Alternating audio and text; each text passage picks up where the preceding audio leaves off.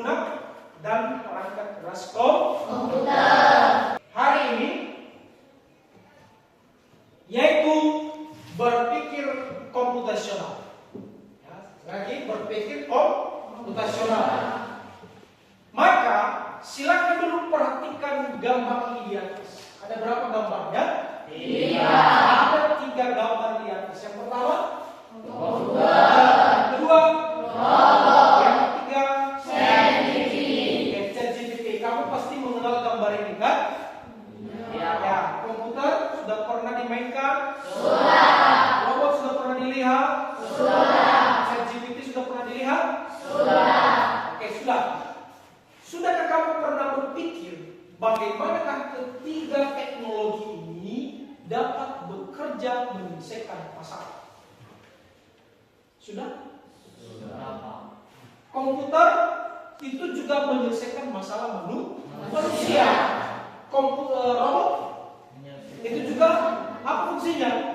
Membantu pekerjaan manusia. Dan ketika ada ChatGPT, pernah kalian pakai kan? Pernah. Apa fungsinya? Dia memecahkan masalah-masalah manusia. Contohnya seperti kita di pendidikan, ada tugas-tugas yang tidak bisa kita pecahkan, kita masukkan datanya di ChatGPT, maka akan diberikan jawaban atau solusi kepada kita. Maka kita mungkin pasti berpikir bagaimana sih cara kerja daripada ketiga teknologi ini. Maka ada hubungannya nanti berpikir komputasional. Contoh masalah. Masalah adalah terlambat ke sekolah. Maka di atas slide ada beberapa gambar yang ada hubungannya dengan masalah di atas, terlambat ke sekolah. Maka saya tanya kepada kami semua, yang manakah gambar-gambar di atas itu atau aktivitas di dalam gambar itu yang mendukung atau memecahkan masalah terlambat ke sekolah? Mengerti maksudnya kan? Mengerti. Contohnya gambar pertama, mandi. Memecahkan masalah atau tidak? Memecahkan. Selesai. Yang kedua, menggosip kepada teman. Tidak. Tidak. Justru akan memperlambat. Sarapan pagi, masuk? Termasuk. Pergi ke sekolah tepat waktu, termasuk? Termasuk. Nah, kelima, main HP. Kalau bangun main HP. Tidak termasuk, karena itu justru akan menambah masalah. Membantu orang tua. Lebih baik kita mencuci piring, menyapu. Termasuk kan? Bangun pagi tepat waktu, ada di atas jamnya, jam 5, kan? Termasuk atau tidak? Termasuk. Bangun jam 5 dulu, sekarang. Semua tentang. Dan terakhir adalah memakai pakaian seragam sekolah. Termasuk atau tidak? Termasuk.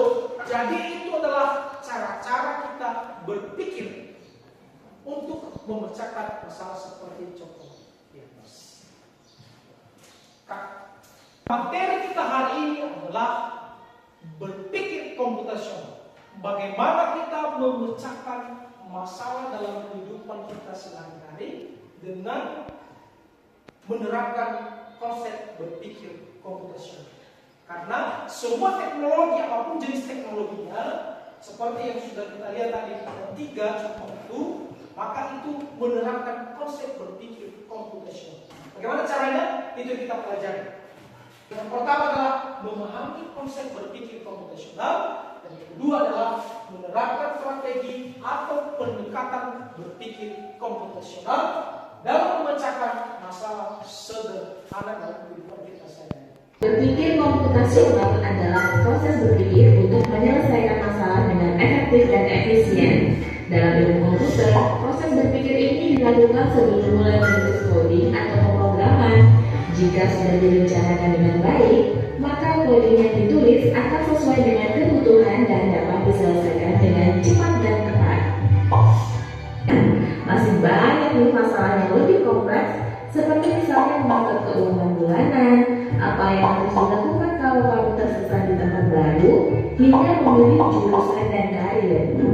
Menghadapi masalah kompleks kehidupan di masa sekarang dan masa depan ini mirip seperti merencanakan coding yang sudah dibahas sebelumnya. Kuncinya adalah memahami masalah dengan tuntas dan mencari cara menyelesaikan yang efektif dan efisien. Nah, kalau begitu, bagaimana agar kita bisa berpikir komputasional? Sekarang kita bahas ya 4 landasan dari berpikir komputasional. Yang pertama, dekomposisi. Dekomposisi artinya membagi masalah kompleks ke bagian yang lebih kecil agar mudah diselesaikan. Misalnya, kamu ditunjuk jadi ketua panitia lomba 17-an. Maka, untuk memudahkan pelaksanaan, kamu bisa menunjuk panitia bagian acara, konsumsi, publikasi, keamanan, dan lainnya. Yang kedua, pengenalan pola. Artinya mencari kesamaan dan pola di antara bagian-bagian masalah kompleks yang sudah dipecah. Misalnya, kamu hendak melipat dan menyimpan jemuran di rumah, maka kamu perlu bisa mengenali jemuran milik ayah, ibu, kamu, adik, dan milik bersama seperti spray, handuk, dan lainnya. Ini karena jemuran-jemuran itu perlu disimpan di tempat yang berbeda. Yang ketiga, abstraksi. Artinya fokus pada informasi yang penting saja, mengabaikan detail yang tidak diperlukan. Misalnya, kamu hendak menceritakan pengalamanmu berwisata keluar kota. Tentunya kamu mengalami banyak hal dari mulai berangkat di bus, berfoto bersama, makan di restoran, menginap di hotel, hingga perjalanan pulang. Tapi nggak mungkin kan kamu ceritakan semua kejadian dengan detail pada teman-temanmu. Pasti mereka bosan kalau kelamaan. Jadi kamu harus menyaring beberapa kejadian yang menarik saja untuk diceritakan pada teman. Yang terakhir, algoritma. Artinya membuat langkah-langkah penyelesaian atau membuat aturan yang diikuti untuk menyelesaikan masalah. Misalnya, kamu diberi daftar belanja di supermarket oleh ibu. Ada minyak goreng, telur, roti, sayur, dan kopi. Lalu kamu harus buru-buru. Nah, itu dia 4 landasan berpikir komputasional yang perlu diterapkan untuk memecahkan masalah yang kompleks. Lalu, dalam video itu adalah penjelasan mengenai berpikir komputasional, dari pengertiannya dan juga pendekatan-pendekatan yang termasuk dalam berpikir komputasional, serta bagaimana menerapkannya dalam contoh-contoh sederhana. Jadi berpikir komputasional itu atau computational thinking, konsep bagaimana menemukan masalah yang ada di sekitar kita, memahaminya, kemudian mengembangkan solusi yang inovatif dengan bantuan perangkat teknologi komputer. Jadi itu loh, semua masalah dalam kehidupan sehari-hari bisa kita selesaikan dengan konsep berpikir komputasional.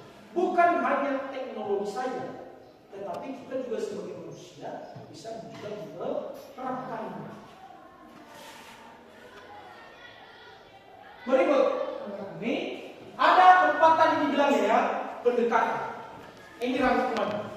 Pertama adalah dekomposisi, yaitu pendekatan dengan memecahkan masalah besar atau kompleks menjadi masalah-masalah yang kecil sehingga lebih sederhana dan mudah dikelola, dipahami, kemudian dicari solusinya. Pendekatan dekomposisi, kita pecahkan dulu masalah itu menjadi bagian yang kecil.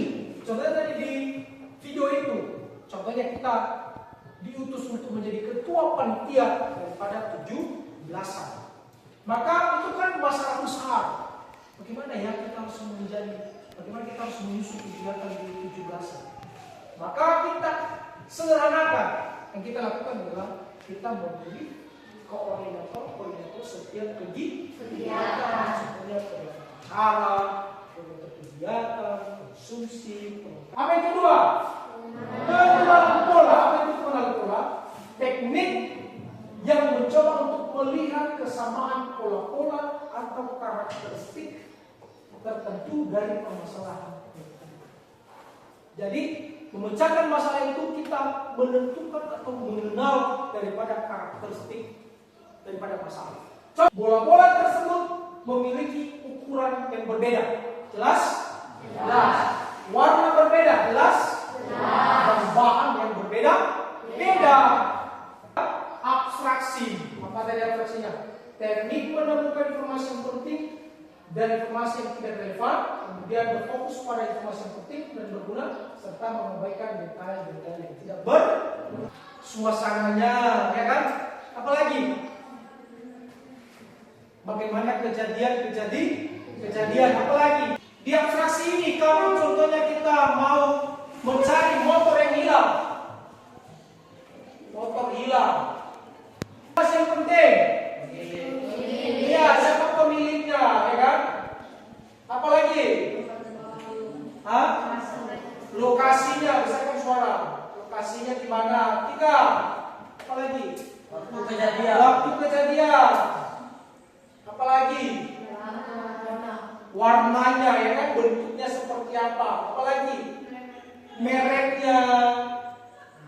Ini kan informasi yang algoritma, yaitu teknik untuk mengembangkan langkah-langkah atau aturan-aturan yang harus dipenuhi untuk memecahkan masalah yang ada. Setiap memecahkan masalah, maka kita urutkan langkah-langkah. Melakukan sesuatu, melakukan aktivitas harus kita contohnya membuat suatu aktivitas daripada robot yang membuat kopi. Bagaimana kita menyusun algoritma daripada robot? Apa yang pertama? Menyiapkan misalkan suaranya. Menyiapkan bahan dan alat. Apa lagi? Memanaskan air. Terus menuangkan kopi gula ke dalam gelas. Apa lagi? Menuangkan air panas. Kemudian mengaduk. Lalu menghidang. Robot tidak bisa berpikir komputasional dan konsep atau pendekatan. Ada pertanyaan? Tidak. Oke, baik. Merencanakan perjalanan liburan. Sekali lagi merencanakan perjalanan liburan. Maka kalau dia pendekatan dekomposisi, apa yang perlu kita menentukan destinasi. Apa tadi? Iya, kita menentukan destinasi. Lokasinya di mana? Apalagi harga tiket, contohnya. Apalagi harga hotel, akomodasi, semuanya. Ya, itu kita perhatikan. Algoritma. Kita menyusun algoritma. Contohnya apa? Mempersiapkan barang-barang yang kita buka. Kemudian menyusun jadwal. Kemudian apa? menyusun kegiatan di lokasi. Apalagi? Baik, setelah kita menjawab soal itu, maka sekarang ada tugas yang perlu kamu kerjakan. Baik, sekarang kita sudah membentuk kelompok, ada 3 kelompok. Maka ada di sini sudah Bapak sediakan LKPD. Maka kamu mengerjakan LKPD ini dengan secara berkelompok. Ya, kamu kelompok 3. Apa gambarnya di situ? Nasi goreng. Maka ada 4 terbagi. Dekomposisikan, memecahkan masalah menjadi bagian yang kecil. Yang kedua, lebar kerja yang kedua, yaitu algoritma, yaitu kemampuan membuat tahapan demi tahapan menyelesaikan masalah. Jadi kita menyusun langkah-langkah untuk membuat nasi goreng.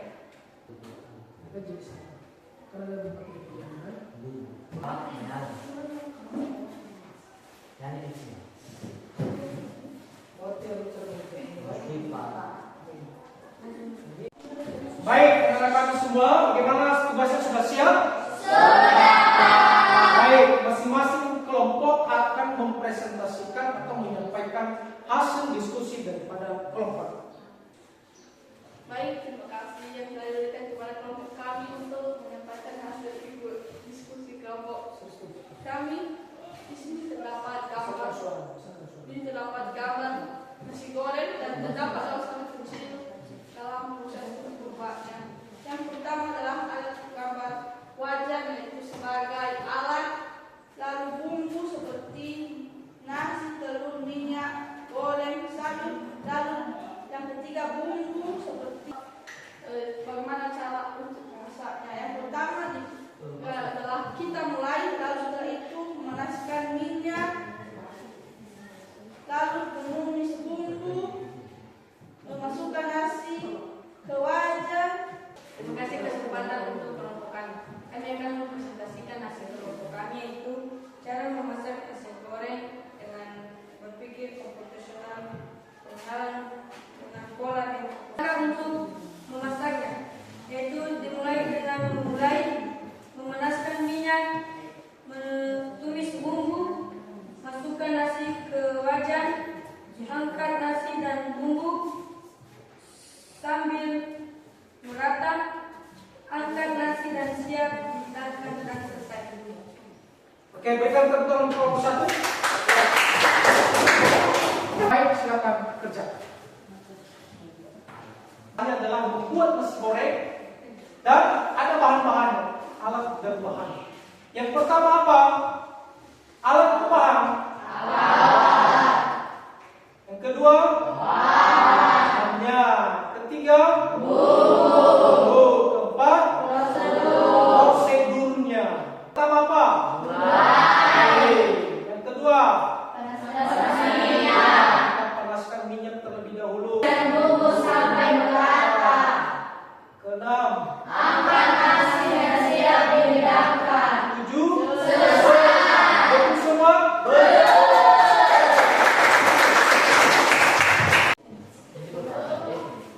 Baik, rekan-rekan semua, kini tiba kita akan mengakhiri pembelajaran kita. Maka kita simpulkan pembelajaran hari ini bahwa berpikir komputasional adalah cara berpikir secara komputer yang bisa kita aplikasikan di dalam kehidupan kita sehari-hari. Ada 4 pendekatannya. Yang pertama apa? Dekomposisi. Yang kedua, pengenalan pola. Yang ketiga,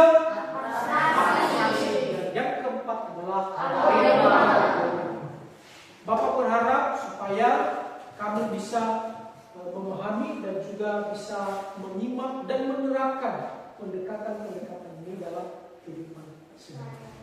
Kalau sekali lagi membuat diskusi ke depan harus bekerja sama. Tidak boleh yang kerja hanya satu orang, tapi semua dalam kelompok harus saling bekerja sama, memberikan ide, masukan dan gagasan, ya kan?